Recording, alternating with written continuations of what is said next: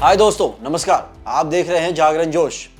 दोस्तों, हम सब रोजाना पैसों का इस्तेमाल करते हैं। 10, 50, 100 या 500 के नोट तो हमेशा हमारी जेब में रहते हैं। लेकिन क्या आपने कभी सोचा है कि भारतीय रिजर्व बैंक ने अब तक सबसे बड़ा नोट कितने मूल्य का छापा होगा? आपके मन में शायद 1000 या शायद 2000 का ख्याल आ रहा होगा। तो दोस्तों, आपके मन की जिज्ञासा को खत्म करते हैं। भारतीय रिजर्व बैंक यानी आरबीआई द्वारा छापा गया अब तक का सबसे बड़ा नोट था 10,000 का नोट। जी हाँ, आपने बिल्कुल सही सुना, 10,000 का नोट। यह कोई मामूली नोट नहीं था। 10,000 के नोट को पहली बार 1938 में छापा गया था, उस समय जब भारत पर ब्रिटिश शासन था। आरबीआई की स्थापना 1935 में हुई और इसके तुरंत बाद 1938 में इस बड़े नोट को जारी किया गया। यह नोट उन बड़े वित्तीय लेन देनों के लिए इस्तेमाल होता था जहां कैश में बड़ी रकम का भुगतान करना होता था। लेकिन कहानी यहाँ खत्म नहीं होती। जब 1946 में भारत को आजादी मिलने वाली थी तो सरकार ने काले धन और जाली मुद्रा पर लगाम लगाने के लिए पहली बार डीमोनेटाइजेशन किया। इस दौरान 500, 1000 और इसी 10,000 के नोट को भी चलन से बाहर कर दिया गया था। पर इसकी जरूरत फिर महसूस हुई। आजादी के बाद 1954 में आरबीआई ने फिर से 10,000 के नोट को छापा। इसके साथ ही 1000 और 5000 के नोट भी जारी किए गए थे। यह नोट 1978 तक चलन में रहा। आश्चर्य की बात यह है कि 10,000 का यह नोट 2 बार चलन में आया और 2 बार विमुद्रीकरण यानी डिमोनेटाइजेशन के कारण बंद किया गया। पहली बार 1946 में और दूसरी बार 1978 में। 1978 में जब मोरारजी देसाई की सरकार ने विमुद्रीकरण किया तो यह नोट हमेशा के लिए बंद हो गया और तब से लेकर भारत में अब तक इतना बड़ा करेंसी नोट फिर नहीं छापा गया। तो दोस्तों, अब सवाल यह उठता है कि 10,000 का इतना बड़ा नोट छापने की जरूरत आखिर क्यों पड़ी? क्यों आरबीआई ने उस जमाने में जब 1000 भी बहुत बड़ी रकम हुआ करती थी, इतनी बड़ी वैल्यू का नोट बाजार में उतारा? 10,000 का इतना बड़ा नोट छापने का सबसे पहला और मुख्य कारण था बड़े वित्तीय लेन देनों को आसान बनाना। जब ये नोट पहली बार 1938 में आया तब भारत एक बड़ा व्यापारिक केंद्र था जहां व्यापारी, उद्योगपति और बैंक अक्सर करोड़ों रुपयों के लेन देन नकद यानी कैश में करते थे। ऐसे में 10 लाख जैसी बड़ी रकम के लिए 100 के 10,000 नोटों को गिनना पड़ता था, जो कि एक बहुत बड़ी मुश्किल थी। 10,000 के नोट ने इस काम को बहुत आसान कर दिया था। यह एक तरह से सुविधा का नोट था जिसे आप आज के समय के हाई वैल्यू ट्रांजैक्शन के लिए उपयोग होने वाले चेक या ऑनलाइन पेमेंट का नकद स्वरूप मान सकते हैं। दूसरा महत्वपूर्ण कारण था छपाई की लागत और सुरक्षा। यह भारतीय रिजर्व बैंक यानी आरबीआई के लिए भी आर्थिक रूप से समझदारी भरा था। एक ही 10,000 का नोट छापने में जो लागत आती थी वह 100 के 100 अलग अलग नोटों को छापने की लागत से बहुत कम थी, जिससे छपाई का खर्च कम होता था। इसके अलावा सुरक्षा के नज़रिए से भी यह फायदेमंद था। बड़े मूल्य के सीमित नोटों की संख्या को गिनने, ट्रैक करने और उन्हें सुरक्षित रखने में बैंकों को कम समय लगता था और जोखिम भी कम होता था, जबकि छोटे मूल्यों के लाखों नोटों का प्रबंधन करना एक जटिल काम था। संक्षेप में यह नोट उस समय की आर्थिक जरूरतों और एफिशिएंसी को ध्यान में रखकर छापा गया था। दोस्तों, अब सबसे बड़ा सवाल, जो नोट इतना उपयोगी था उसे सरकार ने 2 बार चलन से बाहर क्यों कर दिया? 1946 में एक बार और फिर 1978 में दूसरी बार। इसके पीछे की कहानी में भारत की आज़ादी और राजनीतिक दृढ़ता यानी पॉलिटिकल विल छिपी है। जब 10,000 का नोट पहली बार 1946 में बंद हुआ तो इसके 2 मुख्य कारण थे। सबसे पहला था जंग के बाद की गंदगी। उस समय भारत पर ब्रिटिश शासन का राज था और दूसरा विश्व युद्ध खत्म हो चुका था। युद्ध के दौरान बड़ी मात्रा में काला धन जमा हो गया था और जाली नोटों भी बाजार में घूम रहे थे।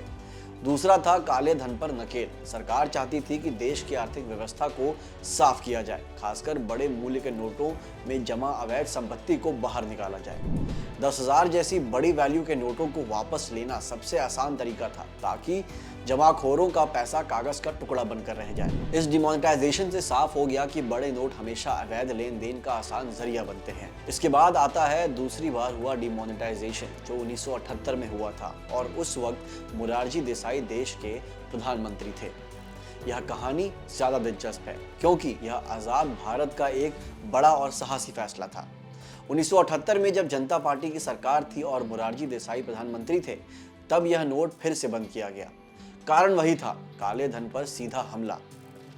उस समय यह देखा गया कि 1000, 5000 और 10,000 जैसे बड़े नोटों का इस्तेमाल आम जनता नहीं बल्कि सिर्फ भ्रष्टाचार, तस्करी और अवैध सौदों के लिए हो रहा है। यहाँ एक महत्वपूर्ण बात है दोस्तों, मोरारजी देसाई ने सिर्फ 10,000 के नोट को ही नहीं हटाया था बल्कि 100 से ऊपर के सभी बड़े मूल्य वर्ग के नोटों को चलन से बाहर कर दिया था।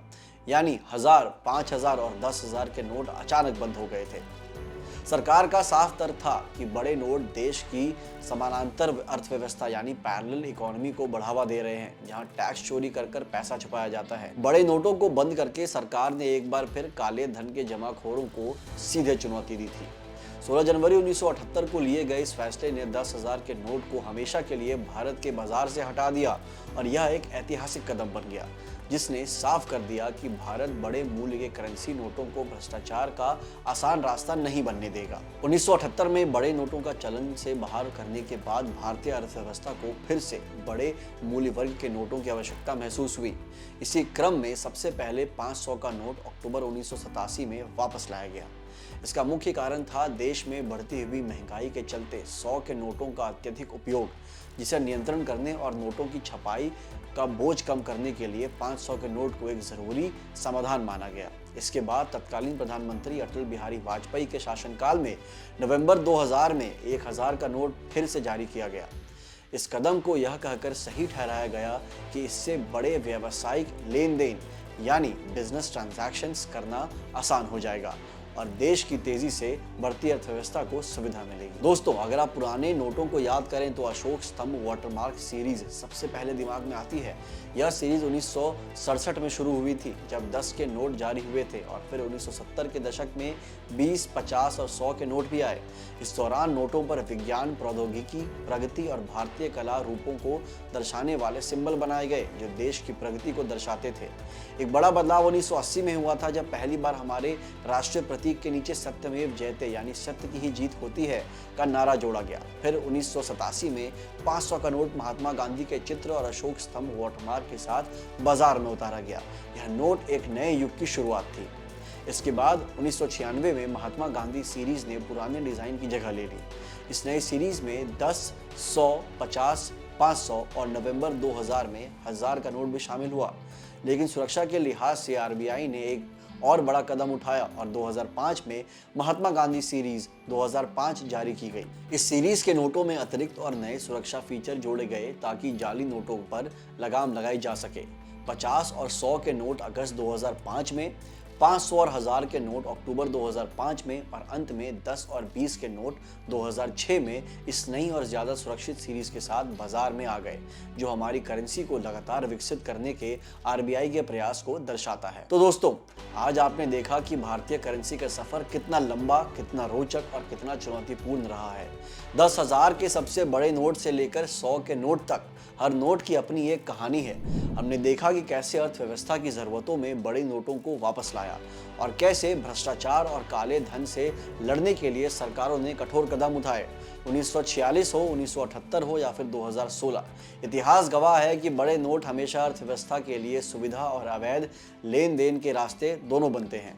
आरबीआई और सरकार का प्रयास हमेशा यही रहता है कि हमारी करेंसी न केवल सुरक्षित रहे बल्कि देश की बढ़ती अर्थव्यवस्था का सही मायने में प्रतिनिधित्व भी करे। आपको यह जानकारी कैसी लगी? क्या आप 10,000 के नोट के इतिहास के बारे में पहले से जानते थे?